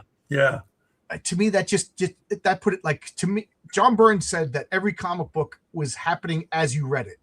So if you read it in 1975, it happened in 1975. But if you're reading it in 2025, it's happening. And that's kind of the way, like, time in Marvel or DC comics is a tricky thing because we Franklin's born and he's a teenager now for 30 years or not even, you know what I mean? Peter Parker was in college for 25 years. Right. So what do you do in Ripper comics? Are you aging time as it goes along? Yeah, I mean, at least I'm acknowledging it because like Brian Solari is like in his late 30s, early 40s, permanently. He was in the Great War of Separation. And then I make it clear that once he gains superpowers, the aging process slows. Right. That's an easy, like I remember talking with my friends back in high school, we're in the comic book store and we're talking about the Fantastic Four. And I was like, yeah, Reed Richards can't be in World War II anymore. Reed Richards been, and he just goes, he's not human anymore. He doesn't age. Right. And he looked at me like I was insane. Like, how could, and I remember saying distinctly, well, I could see Ben Grimm not aging, but like there's logic to this, Yeah. Well, it's like suspension of disbelief. I mean, I don't want them to age, so don't have them age. Right. Like, and you said it again. Here I was just about to quote something and realize it came from you. You want the illusion of change. You don't want Yeah. you don't want Batman to be 80 years old. Right. But at the same time, I kind of like the idea of if you're familiar with Astro City by Kurt Busiek, there was a character called Jack in the Box, and he aged out. To the public at large, he was just this superhero for 40 years, but behind the scenes, they were on the third generation of Jack in the Box, and kind of like Batman Beyond, the older one was training. I really like that idea. And yeah, like the Phantom. Oh yes, like the Phantom, exactly. Yeah, and now they're doing it with the Iron Fist. There's always different Iron Fists or whatever. But I don't know. Like Bruce Wayne is Batman, but if they want to swap him out, commit to the bit. I don't want to see Batman come back. I'm kind of all over the place with my thoughts, but Brian Solari doesn't get old. Right. Or ages slowly. Okay. What about Hector? Is he good? No, he's just a normal guy. Is he going to be complaining about his hip in a couple of years? Oh yeah. I'm going to get into all that stuff. Because there's stuff coming. There's some change. There's always changes coming from the Horseman. He has a slowly evolving origin, which is what I really dig about the story. You never know what to expect. I'm already talking to Joe. Like after this current arc, I said we're going to make some changes that going to make the character even cooler. So, but yeah, I mean, he gets injured. He gets hospitalized. I mean, we see all of that. I always thought it was cool when you see. Like I remember an issue of Spider-Man, he got his arm broken, and for 3 or 4 issues he had his arm in a cast, and it was like he was web swinging. He was like, "Ow!" and he fell because he couldn't. Yeah. And I love that kind of stuff. When I was a kid and his costume got stolen, and he had to go to the costume store and get like a really cheap Spider, and it wouldn't fit right. I mean, I loved that when I was a kid. I thought that was awesome. I remember again back at the comic book store. So many memories, junior high school, talk about why doesn't Spider-Man's costume have the webs? Because he makes them himself, and he didn't have time to make the webs this time. Next time, and we're like, oh, okay, because we were like, only Iron Man could change his costume because he's always upgrading and stuff like that. Well, Spider-Man's home sewing, right? I think it's going to look the same every time he does it. There's going to be a little. That's how I distinguish the different artists drawing Spider-Man, which is and Badger kind of broke that trope. Because Baron would have Badger in all different kinds of costumes. I love that idea and adapted it for Batman because I love the idea of Batman in different kinds of different versions of Batman costumes. Right. But he would have Badger show up in jeans with a Badger T-shirt on, and that was enough. You said your favorite Batman story was the many costumes of Batman. Yeah, the strange costumes of Batman was my favorite when I was a kid, and I still look back at it as it's just a brilliantly constructed story. I started reading Batman just before you, the Jim Aparo, Mike Barr Batman. That's when I started collecting Batman, and of course, I call your run the whole Denny O'Neil governor stewardship. Sure, absolutely. And I like the grim and gritty. I like John Byrne's take on Superman. But as I get older, I'm finding myself liking that Silver Age whimsical. What's your thought of that? Because Do you like Batman like in a spaceship going to Jupiter because like somebody stole his Batarang and he needs to get it? You know what I mean? The way they did. I can read that stuff depending on who wrote it. There's some writers that were just awful at it. But like the World's Finest stories and the really weird Batman stories of the late 50s, early 60s. I didn't like them as a kid. I liked getting the 80-page giants and reading the older stories. And then when the TV show came on and they did the new look, and then for years and years they just aped the TV show. I didn't buy Batman comics because I found them disappointing.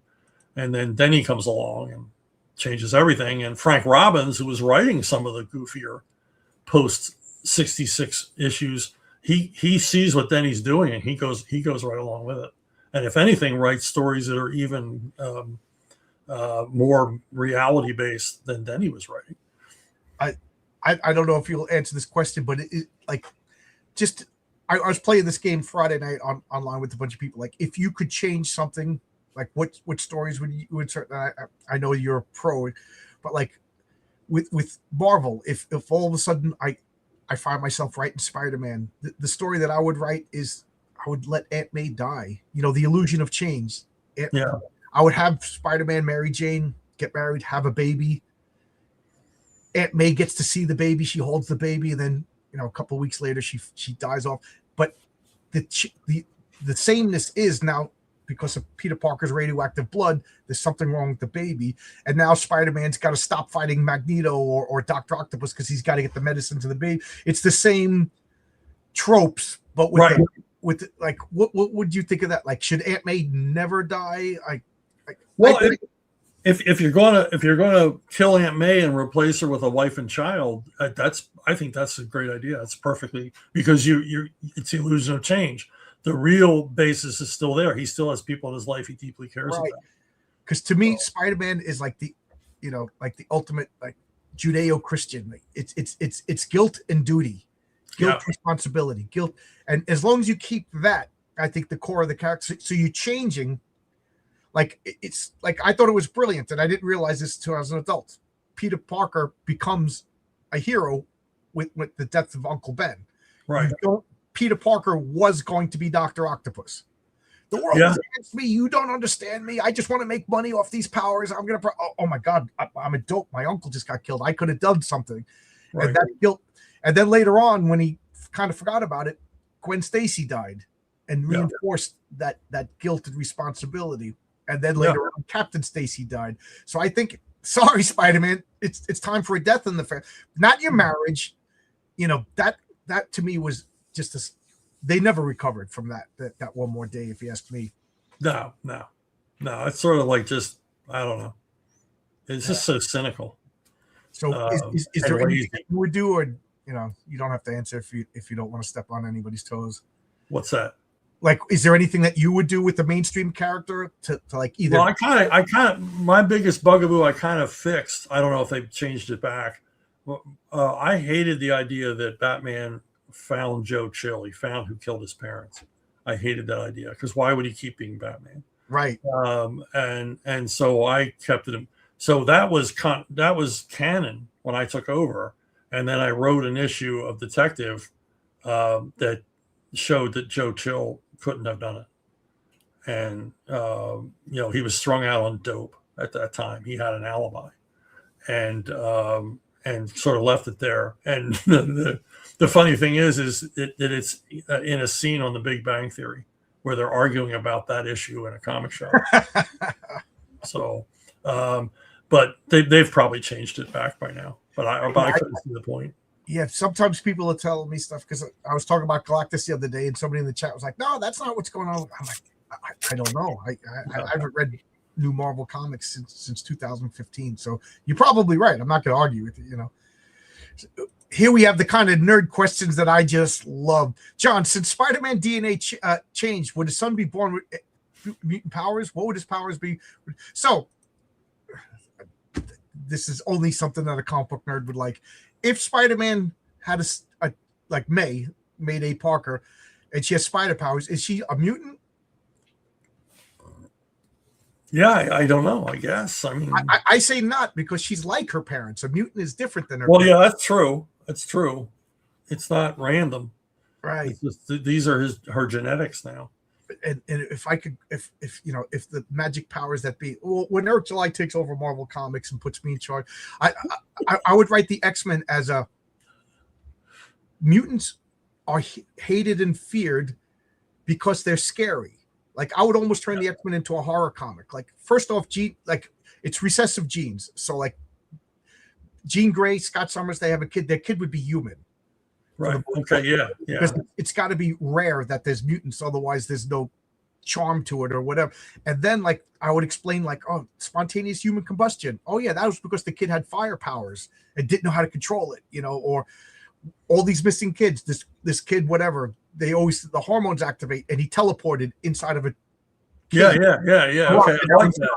So like so like the mutants that actually come to the adult are like the cream of the crop. Yeah, they made it through. They adjusted. And then what happens if a kid is born and his mutant power is he breathes methane, and by the time they realize it, he's dead. So like, it would, if I was to write the X-Men, it would be like, oh my God, your kid's a mutant. like, oh no, this is bad, and then the kid's born and he looks like an octopus. Yeah. I like that. I like that a lot. I like that a lot better than the current ideas. Yeah, because right now, if like, hey Chuck, your kid's a mutant, you're like, awesome, he's never gonna die. He's gonna be good looking. If he's gonna have this cool power, he's gonna go to space and come back. He's gonna get all the chicks. Yeah. There's no downside to being a mutant. Should like the mutant. It's scary. Wow. There should be a price to be paid. I mean, I think that's why Ben Grimm was such an effective character. Right. Yeah. He got this power, but he had to surrender as looking like a human. Yeah. I'm a comic book tourist. There you go. Do superheroes ever get the George Bailey moment where the community comes to their rescue for all the good they? I know that there was a couple of stories like that with the Fantastic Four, which was good because I still love the Fantastic Four. But like that, what you said about Ben Grimm, he's Superman and Ben Grimm are my two favorite comic book superhero characters. I just love the fact that Ben was given the worst hand of cards. For the first 10 issues, if you read the Fantastic Four, he was real bitter and nasty, but wouldn't you? And then I always say he's like the Oreo cookie. He's this literally crusty exterior, and inside he's the cornerstone of the Fantastic Four. He's the heart. He's the sweetheart. He's the one always playing with Franklin and walking down the street You don't see Johnny Storm walking down the street talking to the common man a lot, unless they're a hot chick. Or nowadays a space alien with tentacles. Yeah, well, the thing about Ben Grimm was he was the character that I think we were meant to most relate to, because he was always commenting on the crazy stuff that was going on. Right. So if Reed Richards went on some long explanation, he's like, cut it short, Stretcho, or what's that in English, right. And he's like, he's there. We're seeing this through his eyes. And, I think that's why he's a beloved character. We can all relate to him. So a question that I'm not going to go back in because there's a million comments. Thank you, everybody in the chat, by the way. Thank you so much for all the comments. Thank you. Yeah. Somebody asked, do you have any more Rippaverse characters coming out? Anything that we don't know about? Anything you're allowed to talk about? I'm kind of sticking to what I'm doing now. People keep asking me if I want to write a Western, but apparently they have a Western coming out by other creators. So that's good. But yeah, I'm kind of sticking because there's a lot to explore here. There's a lot of stories we want to tell, Joe and I. And Zaylan will be back, but Zaylan is like an event comic. He'll be back every once in a while. Okay. I think that works best with cosmic powers, superheroes. Yeah. Like as much everybody likes the Silver Surfer, but I thought a Silver Surfer series kind of lessened them. Like, I don't want a series about Galactus either. They should be. We'll also stand taking Silver Surfer away from what Jack Kirby created to make him sort of a big wimp. Why? Yeah. Why am I? As a kid, I read it. I'm like, get your act together, man. I mean, the same with Warlock. How many? As much as I love Jim Starlin's Warlock, to me that is one of the best runs. Every once in a while, it's like half a page of just like, I am doomed to walk this existence alone, and blah blah. Well, the thing with Silver Surfer, it's like you're a being of energy, which is what Kirby had him as, and you're immortal. So you got to spend some time on Earth. You'll figure out how to leave. Enjoy your vacation on Earth. Instead of lying on your board in space orbit crying to yourself. So stupid. I remember in vividly, it was second grade, so this was 1974. Yes, I'm that old. And me and my friends were drawing superheroes, drawing Spider-Man and one kid drew the Silver Surfer. And I didn't know who he was, Wow. So I'm like, who is that? He's like, the Silver Surfer. And I went, that is the stupidest idea for a comic book character I've ever heard. He's silver and he surfs. And now it's just such a part of Marvel history. I don't even think about, like, some concepts are bizarre, but through repetition and years, you just accept them. When he showed up in Fantastic Four, I'm the same as you. I'm standing at the drugstore looking at the cover going, this is the dumbest thing I've ever seen. I take it home and I read it by the end of the issue. This guy's awesome. But that's Kirby, man. Kirby could lean into the most ridiculous concept and make it work. Because he was so earnest. He believed in it, and he got you to believe in it. that It's a you're right. stupid idea. Commit to the bit, and I think that's a problem with superhero movies is they're ridiculous, but we love the ridiculousness. When you make a Green Lantern movie or TV, commit to the bit. Accept all the. There's a talking squirrel. If you're not happy with the talking squirrel, don't make a Green Lantern movie. Right. Exactly. Stormbase over here, super chat. Thank you. I don't get much super chat, so every super chat goes towards StreamYard. They just get more and more expensive and less service. With Sly announcing his official involvement with the Rambo prequel, I didn't know any of that. Do you think he will pull from First Kill? I imagine he will. I hope I get a special thanks in the end credits. Yeah, I'm sure he will. I didn't know. That's old news to me. That's cool. Yeah. I knew about this a few months ago that it was coming, and I knew, and it's just broken that Sly is like giving his blessing to it. But I knew that. I've known that for a while. That is invoking my. I can't get excited, but I wonder if First Kill helped get it greenlit. But I trust Sylvester Stallone. There's a couple of Hollywood guys I still trust. Yeah. And apropos of nothing, I just feel so bad for what's his name, the guy from The Witcher. Guy can't get a break. Oh yeah, Henry Cavill. Yeah, Henry Cavill's such a likable guy. Like any chance he can, he's talking about Warhammer and nerd stuff, and he's into Lord of the Rings. And every time he gets into a movie, I'm like, oh. Yeah, they screw him over. He's got a new thing with Guy Ritchie. Looks good.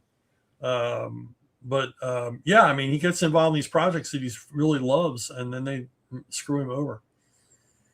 What do you think about that Silver Surfer Mobius comic? I think is that the one you're talking about? Silver Surfer Stan Lee Mobius. It was a 2-issue series that came out in the 80s. Yeah, it was forgettable. It was okay. I just don't like Stan's take on Silver Surfer. I like badass Silver Surfer. My take on that was this artist is phenomenal, and I went down a rabbit hole for Mobius. I didn't know anything about him. Man, Mobius. Yeah, we used to. I discovered him back in the 70s because there was a newsstand where you could get French language comics. You said you went to Europe and picked up a bunch of. I was just a kid getting stuff off the newsstand, so like a lot of, it wasn't until the local comic book store opened and the owner Larry was like a comic book snob, and he was pushing, other stuff on me. You know what I mean? And I resisted. I remember he told me to get Teenage Mutant Ninja Turtles. I had #1 in my hand, and I'm like, look at this garbage. Yes. They're making fun of Frank Miller. Oh my God, they're making fun of the X-Men. I was like incensed about it. And like once I realized I made a mistake, you had to double down. I'm like, I don't like it was only recently that I started reading Ninja Turtle comics. Those original ones are good. Well, to be fair to you, I mean, Tom DeFalco always said I turned them down 3 times. They pitched that to Marvel 3 times. He said I turned them down. So yeah. And he didn't get it. I didn't get it. And then now I look at him and go, why didn't I get this? Will Eisner turned down Superman.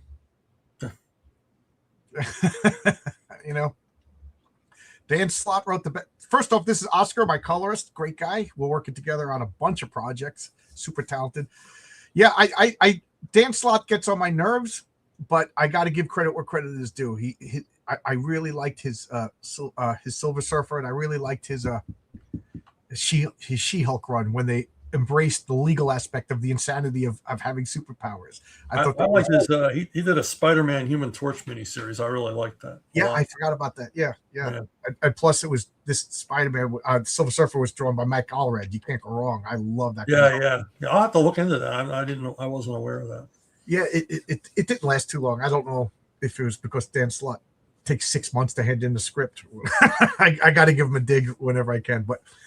I got to leave for work in 10 minutes, so this is the 10-minute where, of course, I could talk to you all day about anything. Well, you're going to be talking to me like through the summer because I got one project after another. I got a reason to do these, but I always like a reason. It's a work thing. Like I got a reason to talk to him. I can justify talking to John. I just want you don't have to. Him, but call me up. Come on over. No, I will. I'll be here. Well, you have it now. Chuck Dixon is now my co-host every day. So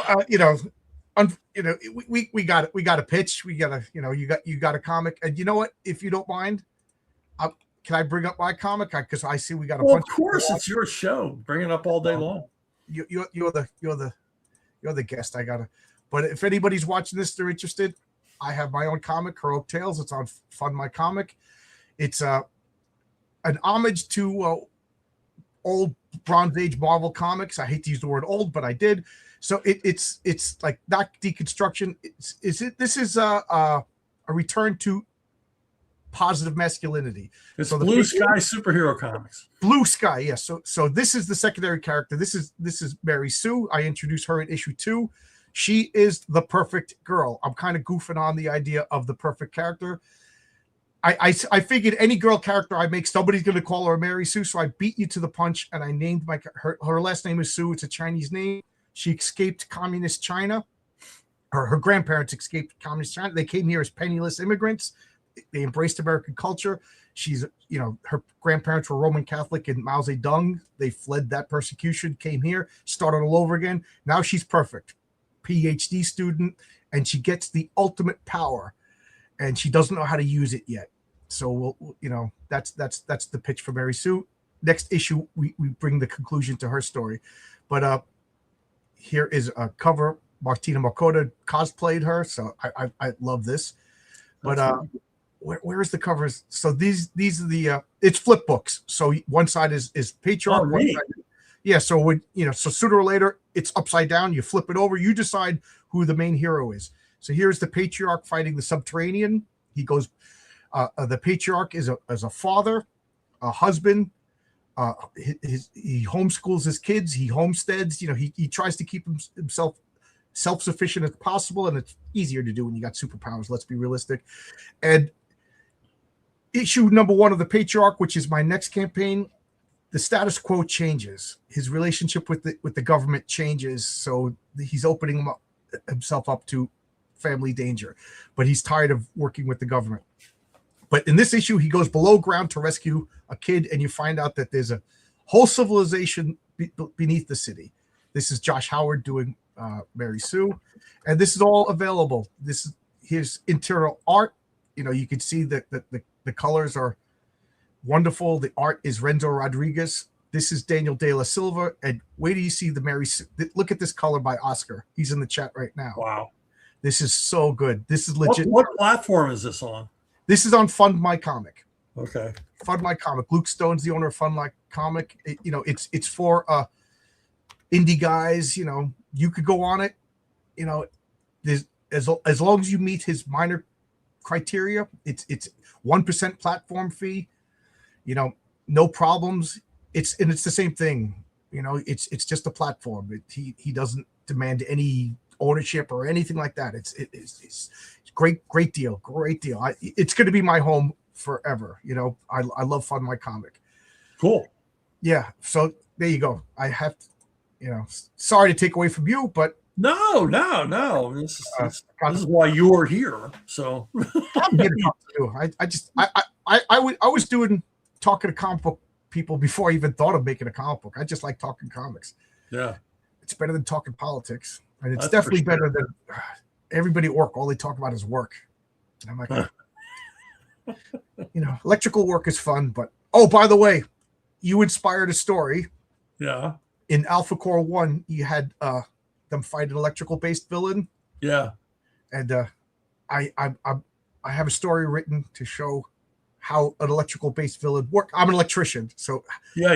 No. So it's going to be grounded in real electrical physics. Yeah. You should have inspired me, not the other way around. So there we go. My response to how to find an electrical based villain. Just because Steve Ditko did it doesn't mean it's proper electrical theory. No, I don't think Steve knew a lot about electricity. But, so, do you want to go through this campaign page, or what would you like? It's just, it is what it is. It's 1970s. Okay. It's a Tarantino movie, although I thought of it before Tarantino ever made a movie. I'll play the trailer. Yeah, if you want. Sure. I'll make that big, and I'll hit that. And I'll hit that. When the law leans hard on a brother of the road, 7 of the baddest of the bad join forces to bring $1 million in California gold to market. In the wildest, gnarliest, deadliest rally race ever. Over 100 pages of rubber burning, road raging, gear jamming, gas guzzling action. They're wild. They're free.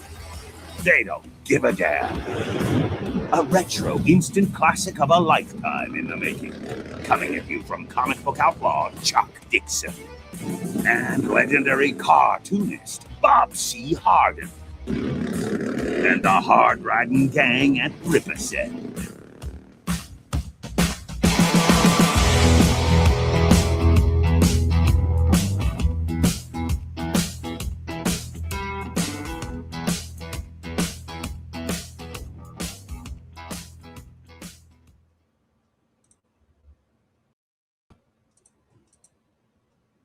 Chuck, are you there?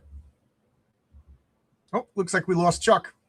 But I think he had to pick up his phone. But I got to go to work anyway. I could talk to Chuck all day long. That's why we started at 11 instead of 12 like I normally do. But check out the Seven Deadly Sinners on Rippersend. Please, if you're watch this and you're interested, please check out Heroic Tales on Fund My Comic. You can get issue 1 and issue number 2.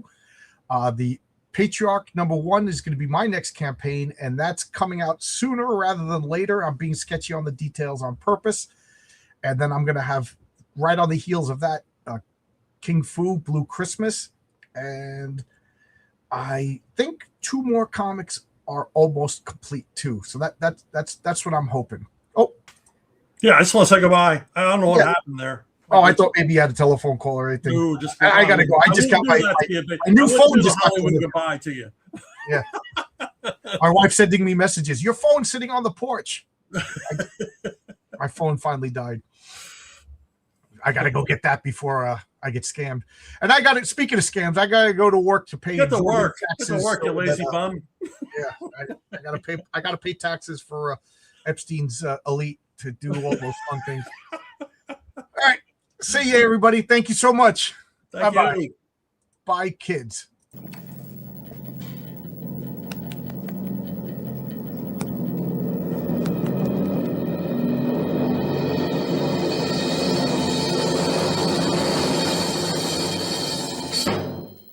Goodbye, kids.